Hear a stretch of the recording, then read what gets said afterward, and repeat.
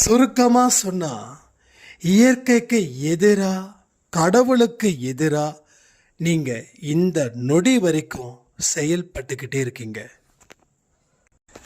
இறந்தவர்களை மறுபடியும் அவங்க ஆவியோட நீங்க பேசணும்னு முயற்சி பண்ணா உங்க வாழ்க்கையில எவ்வளவு பெரிய ஆபத்து ஏற்படும் தெரியுமா?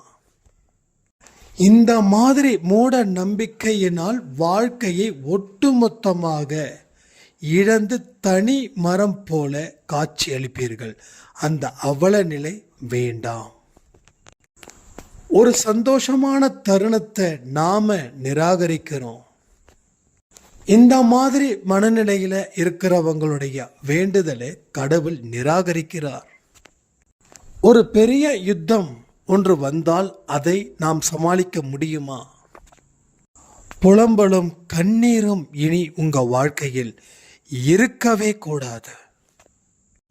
இந்த பதிவை கேட்பதால ஒரு அடியும் வெற்றி அடியாகவே மாறும். இந்த நிலையில நீங்க இருந்தீங்கன்னா உங்ககிட்ட நெருங்கி சாய்ப்பா வந்தாலும் அவர் விலகி செல்ல வேண்டிய கட்டாயம் ஏற்படும்.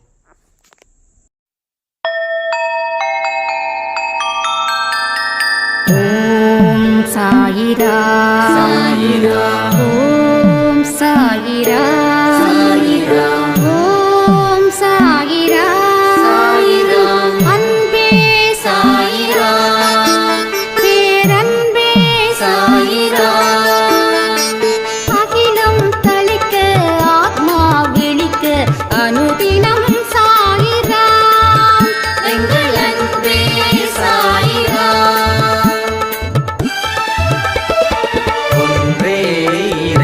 ஒன்றே பூமிக்கென்றும் சாயிரா, சரணம் சாயிரா, நன்றே செய்து வாழ்வோம், நாம் ஒன்றே செய்து வாழ்வோம், அன்பே சாயிரா.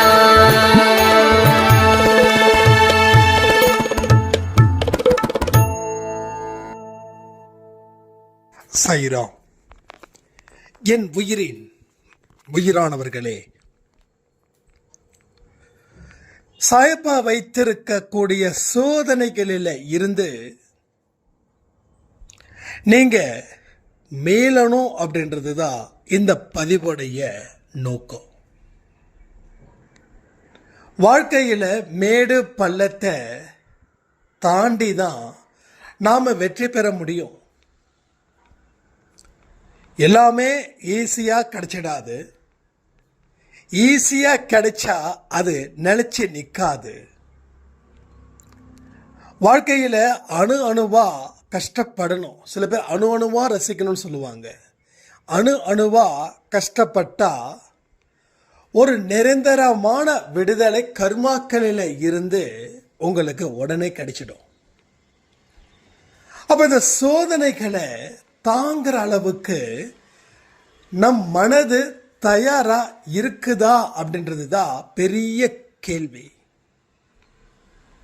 அதை நீங்க தயார் செய்ய முயற்சி செஞ்சிட்டீங்க அப்படின்னா உங்க வாழ்க்கையில கடவுளை நீங்க ஈஸியா உணர முடியும். இங்க என்கிட்ட சிலர் கேட்குறாங்க, கடவுளை எப்படி உணர்வது? எனக்கு இப்ப வரைக்கும் கடவுளை உணரும் பாக்கியம் எனக்கு கிடைக்கல, நான் அதுக்கு கூட அதிர்ஷ்டம் பண்ணல அப்படின்னு. ஸோ கடவுளை ரொம்ப ஈஸியா உணர முடியும். யாரெல்லாம் உணர முடியும் அப்படின்னு பார்த்தீங்கன்னா, யாரெல்லாம் நல்ல எண்ணத்தின் அடிப்படையில் வாழ்க்கையை வாழ்றாங்களோ அவங்க கடவுளுடைய ஒரு உணர்வை நிச்சயமா உணர முடியும். காய்ச்சல்ல இருக்கிறவங்களுக்கு என்னதான் ஒரு டேஸ்டான ஒரு ஃபுட்டை கொடுத்தாலும் அது அவங்களுக்கு உணர்வு இருக்காது. அப்போ கெட்ட எண்ணங்களை அதிகமா வச்சிருக்கிற மனுஷங்களுக்கு கடவுளுடைய உணர்வு கடைசி வரைக்குமே கிடைக்காது, லாஸ்ட் வரைக்குமே. ஸோ உணரவே முடியாது. அதாவது அடுத்தவனுக்கு கெடுதல் செய்கிறவங்களுக்கு மட்டும்தான் இல்லை, நல்ல எண்ணத்தில் இருக்கிறவங்க கூட சில நேரத்தில் உணராமலே இந்த உலகத்தை விட்டு போகிறாங்க. கடவுள் எல்லா திசைகளில் இருந்தும் நாம் நல்ல ஆக்டிவாக செயல்படணும்னு நினைக்கிறார். எவையெல்லாம் நல்லவைகளோ அவைகளை நீ சொந்தமாக்கி கொள். சில பேர் பார்த்தீங்கன்னா தெய்வத்தின் மேலே நம்பிக்கை வச்சுருப்பாங்க, ஆனால் பெற்றோர்களை கேவலமாக நடத்துவாங்க. சில பேர் வெளியில் இருக்கக்கூடிய மக்களுக்கு உதவிகளை நிறைய செய்வாங்க, ஆனால் தன்னுடைய கூட பிறந்தவனுக்கோ நல்லா வாழணும்னு நினைக்க மாட்டாங்க. ஸோ இவங்களை நம்ம நல்லவங்க தானே சொல்ல முடியும். அப்போ அந்த மாதிரியான நல்லவர்களுக்கும் அந்த உணரும் தன்மை இல்லாமல் போகுது. நீ பொதுவானவன், இந்த உலகத்துக்கு நீ பொதுவானவன். நீ பொதுவானவனா நினைச்சு நீ வாழ்க்கையில வாழ்ந்து பாரு. அப்போ வாழ்க்கையில எல்லா நன்மைகளும் உன்னை வந்து சேரும். நான் பொதுவானவன் இல்லை, நான் இவங்களுக்கு நண்பன், இவங்களுக்கு விரோதி, இவங்களுக்கு உயிரானவன், இவங்களை பழிவாங்கணும்னு நினைக்கிறவன், இது மாதிரி பல முகமூடிகளை கொண்ட மனுஷனா நாம் வாழ ஆரம்பித்தாலோ இல்லை வாழ்ந்துக்கிட்டு இருந்தாலோ கடவுளுடைய உயர்ந்த தன்மையை உணர்வை நாம் அடையாமலே போயிடுவோம். இதை எல்லாத்தையும் நாம் சிந்திச்சு பார்க்கணும்ல. சிந்திக்க சிந்திக்க சிந்திக்கதான் உணர்வுகளுடைய வெளிப்பாடு இன்னும் அழுத்தமாக இருக்கும். நம்மளாம் பிரார்த்தனை எதுக்கு வைக்கிறோம் யோசிச்சு பாருங்க. ஏன் பிரார்த்தனை வைக்கிறோம்? எல்லா புகழும் இறைவனுக்கேன்னு சொல்லக்கூடிய மனப்பக்குவம் இங்க எத்தனை பேருக்கு இருக்குது? எல்லாமே நன்மைகளும் உனக்கே போய் சேரட்டும் அப்படின்னு இறைவன் கிட்ட எத்தனை பேரை பிரார்த்தனை செய்கிறோம்? அப்போ நாம மிகப்பெரிய கஷ்டத்துல துன்பத்துல இருக்கிறதால கடவுளை தேடுறோம். அப்ப இந்த கஷ்டமும் துன்பமும் வரலன்னா நாம கடவுளை தேடி இருப்போமா? தேடி இருக்க மாட்டோம். அப்போ கஷ்டமும் துன்பத்தினால மட்டும்தான் நீ கடவுளை தேடுற, மற்ற நேரத்தில் நீ கடவுளை தேடல. ஆக மொத்தம் நீ சந்தோஷமா இருக்கும்போது கடவுளை தேடல, துன்பமா இருக்கும்போது மட்டும்தான் நீ கடவுளை தேடுன. அப்ப அந்த துன்பத்தில் இருந்து விடுதலை அடைஞ்சிட்டா நீ கடவுளை மீண்டும் தேட மாட்ட. மீண்டும் எப்ப தேடுவ? மறுபடியும் துன்பங்கள் உங்களுக்கு அதிகரிக்கும் போது. இதுவரைக்கும் எல்லா பிறவியிலையும் நாம இந்த ஃபார்முலாவை அப்ளை பண்ணோம். இந்த ஃபார்முலாவை அப்ளை பண்ணதாலேயோ என்னமோ தெரியல, துன்பம் ஒரு தொடர் கதையா நிக்குது, இன்பம் வரல. இன்பத்தில் பாதி துன்பத்தில் பாதின்னு சொல்லுவாங்க. இங்க துன்பமே முழுசா நிற்கும் போது அந்த இன்பன்றது 10% கூட ஒரு மனுஷனுக்கு இல்லை. அதுக்கு ஏன் இல்லைன்னா இந்த மாதிரியான மனநிலையில நாம இருந்து செயல்பட்டதால நம்மால வேறு ஒரு நிதர்சனமான வாழ்க்கையை கடவுள் கொடுத்த ஒரு சொர்க்கத்தின் அடிப்படையிலான இருக்கக்கூடிய லைஃபை நம்மால லேட் பண்ண முடியல. அப்போ நீ அதிர்ஷ்டசாலி தான். ஆனா நீ ஏன் அதிர்ஷ்டசாலியா இல்லை அப்படின்னா நீ அதிர்ஷ்டம் தரக்கூடிய செயல்களை நீ செய்யல, அதனால நீ அதிர்ஷ்டசாலியா மாறல. கடவுள் நம்மளை பார்த்து பெருமைப்படுற அளவுக்கு நாம கடவுளை நினைக்கணும், நம்ம வாழ்க்கையை கடவுளுக்கு ஒப்படைக்கணும். ஆனா நான் கடவுள்கிட்ட ஒப்படைச்சிட்டேன்னு சொல்லி நாம சோம்பேறிகளா திரிந்து கொண்டு இருக்கும்போது கடவுள் யார் மூலமா உதவி செய்வாரு? நான் நாத்திகமும் பேசுறேன், ஆத்திகமும் பேசுறேன். ஏன் தெரியுமா? எல்லாமே கடவுள் செய்யட்டும் அப்படின்னு சொன்னவங்க தன் முயற்சிகளை எதையுமே செய்யாம, உழைப்புல எதிலையும் ஈடுபடாம கடைசி வரைக்கும் கஷ்டப்பட்டு துன்பப்பட்டு வாழ்ந்தாங்க. இந்த இடத்துல நாத்திகனா இருந்து நீங்க செயல்படும் போது ஒரு ஆழ்ந்த நம்பிக்கையை உங்க வாழ்க்கையில வைத்து எந்த சவாலையும் என்னால எதிர்கொள்ள முடியும்னு அறிவை பயன்படுத்தி உழைப்பே உயர்வு அந்த ஒரு சித்தாந்தத்தை, அந்த சிந்தனையை மனதுக்குள்ளே ஏற்படுத்தி நாம் வாழ்க்கையில் வாழ்ந்து பார்க்கணும். ஒரு சாய்ராம் சொல்லியிருந்தாங்க, என்னுடைய அப்பா இறந்து போயிட்டாங்க, என் வாழ்க்கை ரொம்ப கஷ்டமாக இருக்குது, நான் குறி கேட்கலான்னு போனேங்க சாய்ராம் அப்படின்னாங்க. அதாவது ரொம்ப நாளாக அன்பேச ஆடியோ கேட்கல, அதுக்கு அவங்க அந்த அர்த்தத்தை சொன்னாங்க, அந்த மீனிங் சொன்னாங்க. நான் உங்களுக்கு ஆன்சர் பண்ணல, நான் இங்கே ஆன்சர் பண்ணிடுறேன். இயற்கைக்கு மாறா, இயற்கைக்கு எதிரா எந்த ஒரு வேலையை செஞ்சாலும் அது உங்களை பழி வாங்கிடும். புரிஞ்சுக்கோங்க, இதை ஆழமாக எச்சரிக்கிறேன். இறந்தவங்களுடைய ஆன்மா கூட கனெக்ட் ஆகி அவங்க பேசக்கூடிய பேச்சுகளை நம்பி நீங்க களத்தில் இறங்குனீங்க அப்படின்னா டெஃபினெட்லி நீங்க மிகப்பெரிய ஒரு ஆபத்தை சந்திச்சே ஆகணும். இதுவரைக்கும் யாராவது அப்படி செஞ்சீங்க போனீங்க வந்தீங்கன்னா கடவுள்கிட்ட தயவு செய்து மன்னிப்பை கேட்கறத தாண்டி வேற எதுவுமே இல்லை. அதை நல்லா புரிஞ்சுக்கோங்க. ஏன்னா இயற்கைக்கு எதிரா புரிஞ்சுக்கணும், இயற்கைக்கு எதிரா இறந்தவங்களுடைய ஆன்மான்றது அவங்க ஆன்மா என்னைக்கும் சாந்தி அடையணும் அப்படின்னாவே அடுத்த ஜென்மத்தில் அவங்களுடைய குழப்பங்கள் தீரணும்னு அர்த்தம். சரியா? ஏன்னா எந்த ஒரு ஆன்மாவும் சாந்தி அடைகிறது இல்லை. பாவங்கள் செய்யாத ஆன்மா சாந்தி அடையுது. பாவங்கள் செய்த ஆன்மா மறுபிறவி எடுக்குது. இப்போ பாவங்கள் செய்யாதவர்களுடைய ஆன்மா தான் சாந்தி அடையுது. நாம் பேருக்காக சொல்லுறோம் ஆன்மா சாந்தி அடைய வாழ்த்துக்கள். ஸோ மறுபிறவி எடுக்குது. நல்லா புரிஞ்சுக்கோங்க. அப்போ இறந்தவங்களை அவங்க கிட்ட குறி கேட்கறதுன்றது ஏடாகுலமாக போயிடும். ஏன்னா அவர்கள் வேறு ஒரு ஜென்மத்தில் எடுத்து வேறு ஒரு உடலில் வேறு ஒரு உறவுகளோட அவர்கள் இணைந்து வாழ்க்கையை வாழ்ந்து கொண்டிருப்பார்கள். அப்போ அவங்களுடைய ஆன்மாவை நீங்கள் டிஸ்டர்ப் பண்ணிக்கிட்டே இருந்தீங்கன்னா அது சரியான விஷயத்தை எந்த இடத்துலையும் சொல்லாது.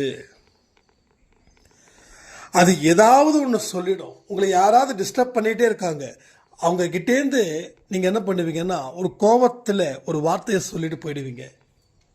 அது அவங்க அதை எடுத்துக்கிட்டாங்க அப்படின்னா அவங்களுக்கு அது ஆபத்தில் முடியும். அதே போல தான் இறந்தவர்களுடைய ஆன்மாவிடம் குறி கேட்பதோ அதை பண்ணுவதோ இதை பண்ணுவதோ கூடாது. ஸோ அது இயற்கைக்கு எதிரானது.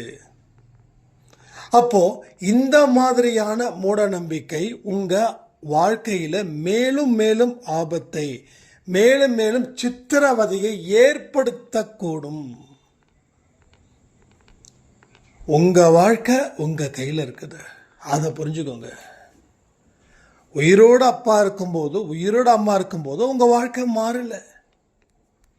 அவங்க சொல்லக்கூடிய வார்த்தைகளை நீங்க கேட்கல. இப்போ அவங்க இறந்ததுக்கு அப்புறம் அவங்க என்ன சொல்ல போறாங்கன்னு கேட்குறீங்க. ஏன் இந்த பயம்? நமக்கு என்னைக்காவது ஒரு விஷயத்தை புரிஞ்சுக்கிறோமா? உயிரோடு இருக்கும்போதே கேட்கல, இப்போ குறி சொல்லி அங்கே போய் கேட்டு என்ன பண்ண போகிறோம்? சரி, அவங்க சொல்லக்கூடிய விஷயங்கள் அப்படியே நடந்திருக்கா? அப்படி நடந்திருந்தா இங்கே எத்தனையோ பேர் குறி கேட்டிருக்காங்க. அவங்க வாழ்க்கை இந்நேரம் பாலாரும் தேனாரும் இல்லை போகணும் இல்லையே. நல்லா பாருங்க, இந்த மாதிரியான பீப்புள்ஸ் வாழ்க்கையில் கஷ்டத்தை அனுபவிப்பாங்க. நான் உங்களை பயப்படுத்துகிறேன்னு சொல்லலை, உண்மையை சொல்கிறேன். அதுக்கு நீங்கள் பயப்பட தான் செய்யணும். ஏன்னா திரும்ப திரும்ப இந்த மாதிரி ஒரு விஷயத்தை செஞ்சுக்கிட்டே இருந்தீங்கன்னா லாஸ் ஆகிறது உங்கள் வாழ்க்கை, உங்கள் மனசு, உங்கள் புத்தி எல்லாமே கொலாப்ஸ் ஆகிடும். எல்லாமே கொலாப்ஸ் ஆகிடும். நான் நிறைய பேரை பார்த்துருக்கேன். இந்த மாதிரியான பீப்புள்ஸ் ரொம்ப எமோஷ்னலாக இருப்பாங்க. ரெண்டாவது ரொம்ப வீக்காக இருப்பாங்க. மூணாவது அவமானத்தாலையும் தோல்வியாலையும் துன்பத்தினாலையும் தொடர்ந்து செயல்பட்டு இருக்க வாழ்க்கையே வெறுத்து போய் தன்னந்தனியாக பேசிக்கொள்ளும் மனிதர்களாக கூட இருப்பார்கள். இதை உங்கள் சொந்த பந்தத்துங்கிட்டே நீங்கள் பார்க்கலாம். கொஞ்சம் நீங்கள் தப்பிச்சுக்கோங்க, தயவுசெய்து தப்பிச்சுக்கோங்க. யாராலையும் எந்த மனுஷனாலையும் எதனாலையும் உங்கள் வாழ்க்கையை மாற்ற முடியாது. நீங்கள் முயற்சி பண்ணாத வரைக்கும், நீங்கள் விரும்பாத வரைக்கும் யாராலையும் எதையுமே செய்ய முடியாதுங்க. நான் இவ்வளோ ஆடியோ கொடுக்குறேன், உங்கள் வாழ்க்கையை மாற்ற முடியுதா சொல்லுங்கள்? இவ்வளவு தடவை நீங்கள் சாமியை கும்பிட்றீங்க, உங்கள் வாழ்க்கையை கடவுள் மாத்துறாரா சொல்லுங்கள்? அப்போ அதை தாண்டின ஒரு விஷயம் இருக்கு. அந்த விஷயம்தான் நீங்கள் விரும்பாமல் எதுவுமே நடக்காது. நீங்கள் விரும்பினா மட்டும் போதாது, அதற்கு உண்டான வழிகளை ஏற்படுத்தி நீங்கள் தான் வழியை ஏற்படுத்தணும். எல்லாமே உங்களுக்கு தெளிவாக போட்டு வச்சுருக்க மாட்டாங்க. இதாங்க இதான் வழி, இந்த காரில் தான் நீங்கள் பயணம் போகணும், இதான் டிரைவரு, நீங்கள் போட்டிங்கன்னா சந்தோஷமாக இருப்பீங்க, போகிற வழியில் எந்த தடை இருக்காது, எந்த தடங்கள் இருக்காது, எந்த ஆபத்து இருக்காது, அப்படிலாம் வரும்னு நினைக்கிறவங்க மூட நம்பிக்கையை பேஸ் பண்ணியிருப்பாங்க. ஆனால் ஒன்றே ஒன்று, வழியே இல்லை, இங்கே வழியை ஏற்படுத்தணும், வழியை ஒட்டுமொத்தமாக ஏற்படுத்தணும். ஏற்படுத்தின வழியில் பயணம் போகணும். பயணம் இப்படியும் இருக்கும், அப்படியும் இருக்கும், இப்படியும் இருக்கும், அப்படியும் இருக்கும். எப்படி இருந்தாலும் பயணத்தை எந்த இடத்துலையும் ஸ்டாப் பண்ணக்கூடாது. அந்த பயணம் தொடர் பயணமாக இருக்கணும். உன்னோட வாழ்க்கை என்னைக்கு மறுபிறவி முடியுதோ அது வரைக்கும். இப்போ தான் நம்ம கிளம்பி இருக்கோம், புரியுதா? அதாவது ஸ்பிரிச்சுவலை நம்ம எந்த அளவுக்கு சொல்லி கொடுத்துருக்கோம் அப்படின்னா, ஒரு சாய்ராம் சொன்னாங்க, நான் வயசானவங்க, பட் இப்போதான் ஆன்மீகம்னா என்னன்னு தெரியுது. கேள்விப்பட்டிருக்கேன் ஆன்மீகம்னு, ஆனால் ஆன்மீகத்தில் இருக்கக்கூடிய உள்ளடக்கம், பொருளடக்கம், சொல்லடக்கம், அந்த வழி, அந்த பாதை, அந்த பயணம் எல்லாமே இங்கே நான் கற்றுக்கிறேன் அப்படின்னாங்க. அப்போது நிறைய பேர் ஆன்மீகத்தை கற்றுக்கிட்டு இருக்கிறோம். அப்போ என்ன ஆகுது, இப்போ தான் ஒரு வழியை, ஒரு பாதையை உருவாக்கணும் அப்படின்ற ஒரு விஷயம் இங்கே நடக்குது. இன்னும் பயணம் போகலை. லிசன் பண்ணுங்க, இன்னும் பயணம் போகலை. பாதையை உருவாக்கணும்னு ஒரு முடிவுக்கு வந்திருக்கோம்.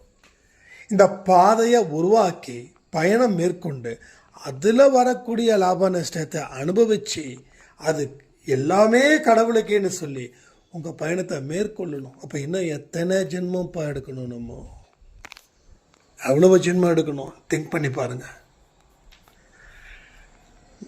அன்பே சாயில பொறுத்த வரைக்கும் ஒரே கல்லில் ரெண்டு மாங்காய். நம்ம ப்ராக்டிக்கல் லைஃப்பை பேஸ் பண்ணி தான் இந்த ஸ்பிரிச்சுவாலிட்டியை நம்ம கொண்டு வந்து கொடுத்துட்ருக்கோம். நீ மௌனமாகிரு, பேசாத, அசையாத அப்படி சொல்லலை. மௌனமாக இருக்க வேண்டிய இடத்துல மௌனமாகிரு, பேச வேண்டிய இடத்துல பேசிடு, உழைக்க வேண்டிய நேரத்தில் உழைச்சிடு, வாழ வேண்டிய நேரத்தில் வாழ்ந்துடு, ஓய்வெடுக்க வேண்டிய நேரத்தில் ஓய்வெடுத்துடு. 60 மேலாச்சுன்னா ஓய்வில் கொண்டு போ. 60க்கு முன்னாடியே உன்னோட சகாப்தத்தை நிலை நாட்டிடு. அப்போ 60க்கு மேலே என்ன ஓய்வு? டிவி பார்க்கறது, பேப்பர் படிக்கிறதா? இல்லை, உன்னுடைய ஆன்மீக சிந்தனையை இன்னும் பலப்படுத்து, இன்னும் பலப்படுத்து. எனக்கு தெரிஞ்சவங்களாம் கேட்டாங்க, என்னப்பா நீ என்ன அப்படியே ஆன்மீகத்தில் போயிடுற மாதிரியா அப்படின்னு. கண்டிப்பாக அப்படின்னு. அப்போது உலகத்து பொருள் மேலெல்லாம் நாட்டம் இல்லையா அப்படின்னாங்க. உலகத்து பொருள் மேலே நாட்டம் இருக்குதோ இல்லையோ, வாழ வேண்டிய வயசில் வாழ்ந்துடணும், சம்பாதிக்க வேண்டிய வயசில் சம்பாதிச்சிடணும், உதவி பண்ண வேண்டிய வயசில் உதவி பண்ணிடணும். உழைப்பாலும் பொருளாலும் உணர்வுகளாலும் வார்த்தைகளாலையும் நம்மளை கடவுள் கவனிச்சிட்டே இருக்கார். இவன் பிறருக்கு என்னென்னலாம் செஞ்சுக்கிட்டு இருக்கான்னு செஞ்சு முடிச்சுட்டு 60க்கு மேலே ஒரு மௌனம். 60க்கு மேலே நம்ம ஆன்மீக சிந்தனைக்கு உட்பட்டு நம்மளுடைய வாழ்க்கையை இன்னும் பூஸ்டப் ஆகணும். இன்னும் எத்தனையோ கேடுகட்ட எண்ணங்கள் சூழ்ந்திருக்குது, அதை அறவே நிறுத்தணும். 60 தாண்டினதுக்கு அப்புறம் நம்ம முகத்தில் ஒரு தேஜஸ் இருக்கணும். நம்ம பாடி நம்ம மைண்டை சொல்கிற அளவில் அது செயல்படணும். இதையெல்லாம் ஆஃப்டர் 60ஸ்லையோ இல்லை ஆஃப்டர் 70ஸ்லையோ, அதாவது நாம் இறப்பதற்கு 10 வருஷங்களாவது இந்த மாதிரியான ஒரு லைஃப் ஸ்டைலில் நாம் இருக்கணும். அப்போ தான் நம்மளுடைய அந்த மரணம் கூட அமைதியான முறையில், சந்தோஷமான முறையில் நாம் இந்த உலகத்தை விட்டு போவோம். எனக்கு உண்மையிலே சொல்கிறேன், வாழ்ந்த மகான் தான் நான் சொல்லுவேன். அவர் அப்துல் கலாம். அவர் இறந்தது இப்போ வரைக்கும் எப்பேற்பட்ட ஒரு விஷயமா இருக்குதுன்னு. அவர் கடமையை செய்யும் போதே இறந்தார். கடமையை செய்யும் போதே அவர் இறந்தார். ஸோ டெஃபினட்டாக எனக்கு புரிஞ்ச வரைக்கும் அவருக்கு மறுபிறவின்றது கடவுள் எடுத்திருப்பாருன்னு நினைக்கிறேன். அந்த ஏட்டில் நம்ம கூட வாழ்ந்த மகான், கரெக்டாக வாழ்ந்த மகான். அதனால தான் அவருக்கு எதுலேயுமே நாட்டம் இல்லை. யார் என்ன பொறுப்பு கொடுத்தாங்களோ அவர் அந்த பொறுப்பை அவ்வளோ சந்தோஷமாக செஞ்சார். அவர் அமெரிக்கா போகும்போது, அவர் ஆக்சுவலாக பிரசிடெண்ட்டோ இல்லை எக்ஸ் பிரசிடெண்ட்டோன்னு தெரியாது. அப்போது அமெரிக்காவில் அவருடைய சோதனை பண்ணுறாங்க. டோட்டலாக ட்ரெஸ்ஸஸ் எல்லாத்தையும், இந்த கிளாத்ஸை எல்லாத்தையும் ரிமூவ் பண்ணி, அது அந்த விஷயத்தை வெளியில் சொல்லவே இல்லை. அவர் சொல்லவே இல்லை. அவர் சொல்லியிருந்தால் அது பெரிய விஷயமா பேசியிருப்பாங்க. ஆனால் சொல்லவே இல்லை. கிட்டத்தட்ட நாள் பட்டோ மாதக்கணக்கப்பட்டோ வருஷத்துக்கு அப்புறமா தெரிஞ்சுது அந்த மாதிரி விஷயம். அவ்வளோ இஸ் எ வெரி சிம்பிளிசிட்டி. அது எப்படி நடந்தது அப்படின்னா, அப்போ ஒரு ஜென்மத்திலையும் அவருடைய ஆன்மா நல்ல விஷயத்தை மட்டுமே நினைச்சதால அதற்கு கடவுள் கொடுத்த ஒரு மிகப்பெரிய சல்யூட். அப்படி இருக்கணும் நம்ம வாழ்க்கையோட இறுதி நாட்கள். இறுதி நாட்கள் நோயோடும் துன்பத்தோடும் கண்களை மூடுறவங்களுக்கு நான் பயப்படுத்துறேன்னு சொல்ல வேண்டாம். டெஃபினட்டாக இதை விட மோசமான வாழ்க்கை மறு ஜென்மத்தில் கிடைக்கும். நல்லா யோசிச்சு பாருங்க. இது எல்லாமே நான் சொன்னது 100க்கு 100 உண்மை. நீங்கள் நம்புறீங்களோ நம்பலையோன்னு தெரியாது. ஆனால் நீங்கள் உங்களுக்கு ஃபேவராக நீங்கள் என்ன வேணாலும் நினைக்கலாம். அதாவது இது காலையில் 10 மணிக்கு இதை நான் பகல்னு சொல்கிறேன், இல்லைப்பா இது இரவுன்னு சொல்கிறீங்க. ஆனால் அது பகலா இரவா? பகலில் இருந்தால் அது பகல் தானே. அப்போ உங்களுக்கு ஃபேவராக இருக்கிறதால நீங்கள் இரவுன்னு சொல்ல முயற்சி பண்ணலாம், 10 பேரை சொல்ல வைக்கலாம், இல்லை 10 பேர் சொல்லுவாங்க. ஆனால் உண்மை இது பகல் 10 மணி. அதே போல் தான் இங்கேயும் நான் சொல்கிறேன், மறுஜென்மெல்லாம் இல்லைன்னா அது உங்கள் விருப்பம். ஆனால் ஒரே ஒரு பதில் சொல்கிறேன், அதுக்கு மட்டும் ஆன்சர் பண்ணிடுறீங்களா? அப்போ மறு ஜென்மம் ஒன்று இல்லை என்றால் இந்த ஜென்மத்தில் ஏன் முக்காவாசி பேர் துன்பத்தில் இருக்கிறாங்க? அதுக்கு என்ன பதில்? எத்தனையோ குழந்தைங்க சாப்பாட்டுக்கே விட இல்லாமல் இருக்காங்க. பிறக்கிற அத்தனை குழந்தைங்க சாப்பாட்டுக்கு விட இல்லாமல் இருக்காங்களா? சில குழந்தைங்க ஒரு பெரிய மாளிகையில் பிறக்கிறாங்க.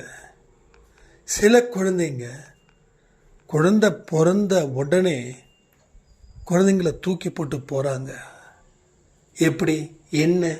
என்ன விஷயங்கள் நடக்குதுங்க? அப்போ என்னமோ ஒரு காரணம் இருக்குது. அந்த பையன் அந்த குழந்தை அப்படி பிறக்கிறதும், இந்த குழந்தை ரோட்டில் அனாதையாக நிற்கிறதும், இன்னும் சில குழந்தைங்க ஏழைகளாக பிறந்து ஏழைகளாக சாகிறதும். ஸோ என்னமோ ஒரு கனெக்ஷன் இல்லை, கனெக்ஷன் இருக்குல்ல, பட் கனெக்ஷன் இல்லாமல் எதுவுமே இல்லைல்ல. ஸோ அதுதான். அப்போ மறு ஜென்மத்துக்கு ஒரு விஷயம் இங்கே நடக்குது, அது இல்லைன்னு சொல்லிட முடியாது. இந்த துன்பத்தில் இருக்கிறவங்க எல்லாரும் இந்த ஜென்மத்தில் யாரெல்லாம் நான் துன்பப்பட்டு இருக்கேன். இப்போ எத்தனையோ மனுஷங்க துன்பப்பட்டு இருக்காங்கன்னா, எஸ், போன ஜென்மத்தில் பண்ண பாவத்துடைய பலன்தான் இந்த ஜென்மத்தில் நமக்கு துன்பமாக வந்து சேருது. கடவுள் அதுக்கு தான் இந்த துன்பத்தை கொடுத்து கூடவே ஞானத்தையும் கொடுக்குறாரு. அந்த ஞானம் என்ன சொல்லுதுன்னா, மறுபிறவி ஒன்று உண்டு, இதை ஸ்கிப் பண்ணாமல் எதுவுமே பண்ண முடியாது. இப்போ மறுபிறவியை சரி பண்ணணும்னா இந்த பிறவியில் இருக்கக்கூடிய துன்பங்களை அனுபவிச்சிடு, ரெண்டாவது புண்ணியங்களை ஆரம்பிச்சிடுன்றாரு. துன்பத்தை முடிச்சிடு, அப்போ பாவத்தை நிறுத்திடு, துன்பத்தை அனுபவிச்சிடு, புண்ணியத்தை ஏற்படுத்து, மகிழ்ச்சியாக வாழ.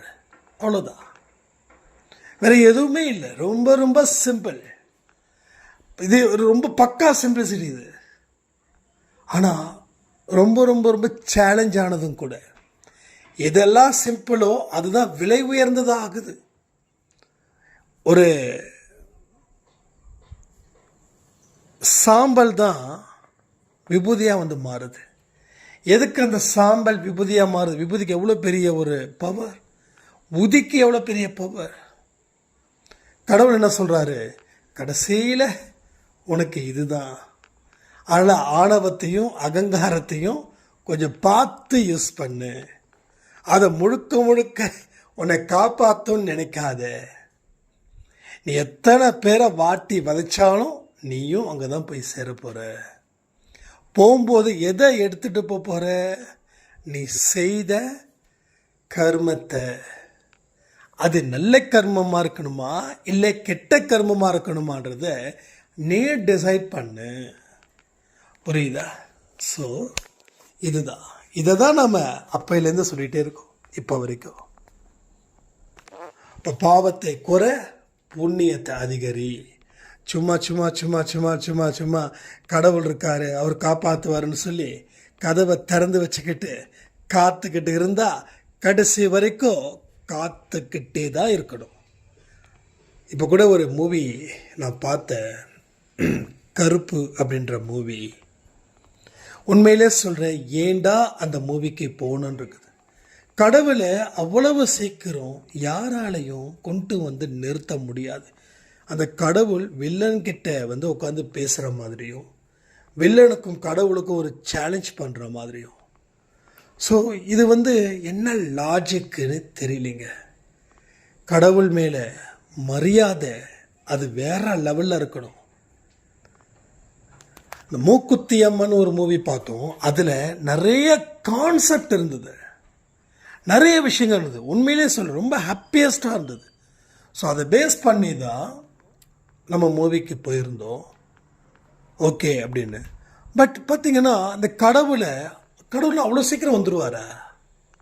நான் கேட்குறேன், அவ்வளோ சீக்கிரம் வந்துடுவாரா? ஒரு கான்செப்டு ஓரளவுக்காவது லாஜிக் இருக்கணும். ஸோ எனக்கு அப்படி தான் எல்லாம் நம்ப வைப்பாங்க.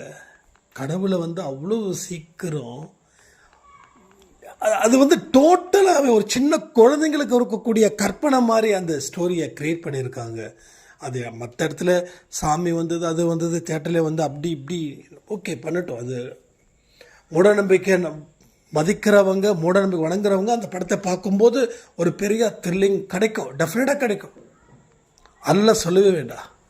பட் அதில் இருக்கக்கூடிய விஷயங்கள் என்ன அப்படின்னா, கடவுளே அந்த கருப்புசாமியாக இருக்கட்டும், முனீஸ்வரனாக இருக்கட்டும், யாரும் அவ்வளவு சீக்கிரம் வெளியில் வரவே மாட்டாங்க. உணர்வுகளுடைய வெளிப்பாடு தான் அவர்கள். ஸோ நேருக்கு நேராக நின்று இது பண்ணவே மாட்டாங்க. இது ஏன் சொல்கிறேன் அப்படின்னா, இப்படி தான் உங்களை சித்தரிப்பார்கள், இப்படி தான் நீ இருக்கணும், கடவுள் காப்பாற்றுவாருன்னு சொல்லுவார்கள். நீ முயற்சி செய்யாம, அதில் இன்னொரு விஷயமும் இருக்குது. அது சூர்யா சொல்லுவாங்க, எனக்கு இந்த சக்திக்குள்ளே தான் எல்லை இருக்குது, இந்த எல்லைக்குள்ளே தான் இந்த சக்தி இருக்குது, இந்த எல்லையை தாண்டினா நான் சக்தி இல்லாதவனாக மாறிடுவேன். இங்கே எந்த சாமிக்கு எல்லை இருக்குதுங்க? இதுனா மனுஷனா? ஒரு போலீஸ் ஸ்டேஷனுக்கும் ஒரு கவுன்சிலருக்கும் தான் எனக்கு இவ்வளோ வரைக்கும் தான் எல்லை, இது அந்த தொகுதியில் வருது, நீங்கள் அவங்கள பார்க்கணும் இவங்கள பார்க்கணுன்னு. ஸோ தயவுசெய்து படத்தை எடுக்கிறவங்க இன்னும் கொஞ்சம் லாஜிக்காக திங்க் பண்ணி எடுங்க. மூவின்றதே எக்ஸ்ட்ரா தான், அதை நான் ஒத்துக்கணும். ஏன்னாப்பா அது ஹாப்பி, ஒரு என்டர்டெயின்மெண்ட்டு தான். ஆனால் பட் சாமியை தயவுசெய்து எங்கேயுமே என்டர்டெயின்மெண்ட்டாக மாற்றிடாதீங்க. ஏன்னா சாமி கோச்சிப்பார். நாம் எப்படி வேணாலும் பண்ணிக்கலாம், ஆனால் சாமி கோச்சிப்பார்.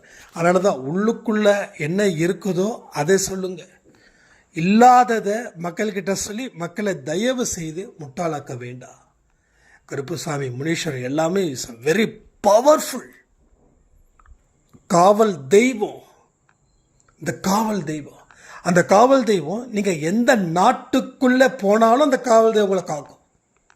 சாமியெல்லாம் சாதாரணமானது இல்லைங்க. நம்ம சாமியெல்லாம் எந்த சாமியாக இருக்கட்டும், நம்ம என்னதான் நம்ம குலதெய்வத்தை கோயிலுக்கு நம்ம போகலை அப்படின்னாலும் அந்த குலதெய்வம் நம்மளை காவல் காக்கும். புரிஞ்சுக்கும். நம்ம குலதெய்வ சாமியோட பேரை சொல்லி, ஓகேங்களா, பேர் சொல்லுங்கள். அந்த சாமியோட பேரை சொல்லி என்னை காப்பாற்றுங்கள் சொல்லுங்கள். கமெண்ட் பண்ணுங்கள். ஸோ எல்லா கடவுளும் it's very very very powerful. அவங்களுக்கு இந்த லிமிட்டே கிடையாது. அவங்க எல்லா இடத்துலையும் நிறைந்திருக்கக்கூடியவர்கள் தான். ஸோ மக்களை மேலும் மேலும் மூட நம்பிக்கையில் வளர்த்து குளிர்காய்ந்து வேண்டாம். இனிமேலாவது சொல்கிறேன், அறிவை பயன்படுத்துங்க. அறிவை பயன்படுத்தினாதான் கடவுளுடைய உணர்வு நிலையை நம்ம அடைய முடியும்னு சொல்லி இந்த பதிவை நான் முடிக்கிறேன். ஜெய் சாய்ராம்.